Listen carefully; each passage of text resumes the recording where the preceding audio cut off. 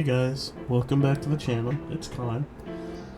And some of you may have noticed in what is now my most popular video that isn't a YouTube short that the audio was incredibly low, specifically my voice. Now that wasn't really intentional, it's more of just a show of my inexperience with, editing software and knowing what I should and shouldn't do. And I made an oversight and didn't double check my work, and boom. Now it's stuck like this because I lost the original file.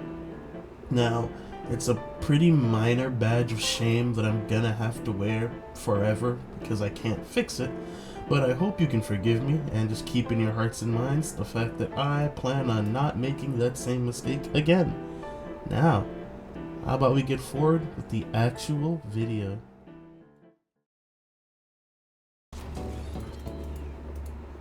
Upon making that video, the one titled Monster Hunter Wilds is the best thing since sliced bread, a lot more information has gotten revealed, and it's just good to see that the game is continuing to head in the direction that I thought it was.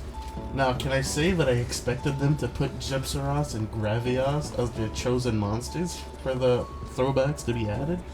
No. Can I be for real with you? I don't think anybody expected those specific monsters to be there.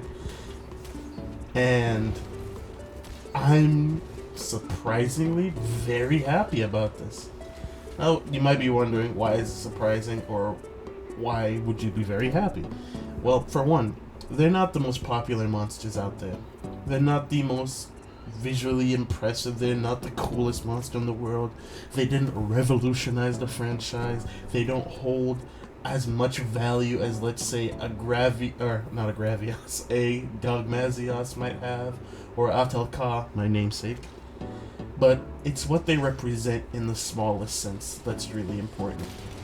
Like, for example, Gypceros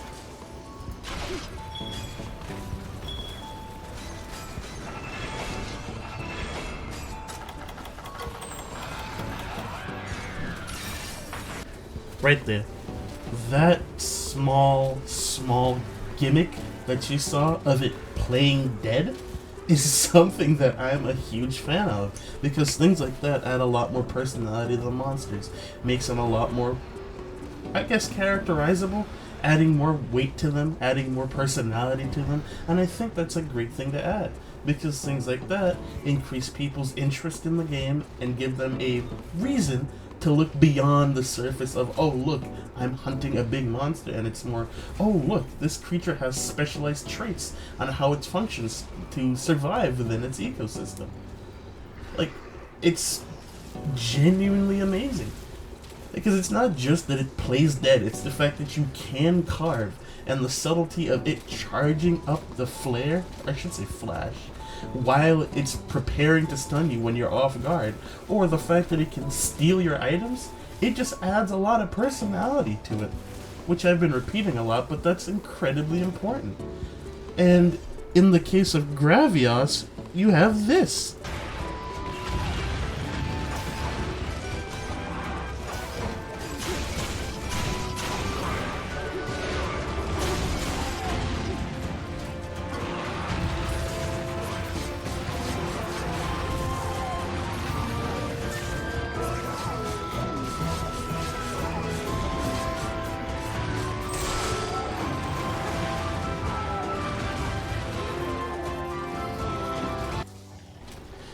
Now, correct me if I'm wrong, but as far as I can remember, that instance, the way that Gravios' armor is completely shattered and broken, I think is the earliest form of weak points and breaking monster parts to enhance damage.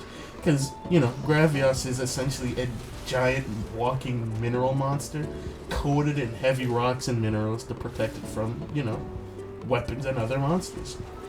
And as it's shown there, your weapons are going to just deflect and bounce unless you have the highest sharpness available in the game, Mind's Eye, which is a skill that stops your weapon attacks from bouncing, or you break the armor.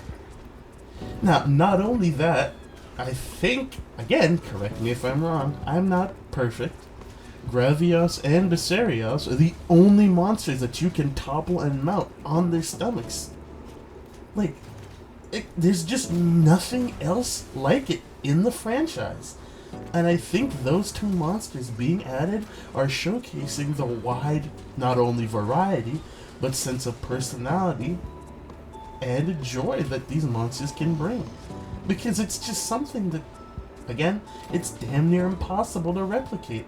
Because I can't think of a single other instance in a video game where the wildlife has this much personality to them. And now, again, I know that it might be repetitive to keep bringing up how these monsters have personality and how great they are, but I genuinely cannot overstate where in a game called Monster Hunter, if the hunters and the monsters aren't absolutely amazing, the game will be terrible.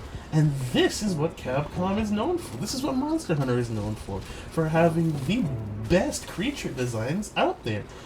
Second or only comparable to that of Pokemon, which is going to be another video. But again, I'm just really excited to see where this keeps going. So yeah, let's let's wrap it up right there. And I'll see you guys in the next video. Ta-ta! Oh, and one more thing. I did want to let you guys know that I will be starting to do more community posts, just for the sake of boosting engagement and start interacting with the community as early as possible. See you guys next time.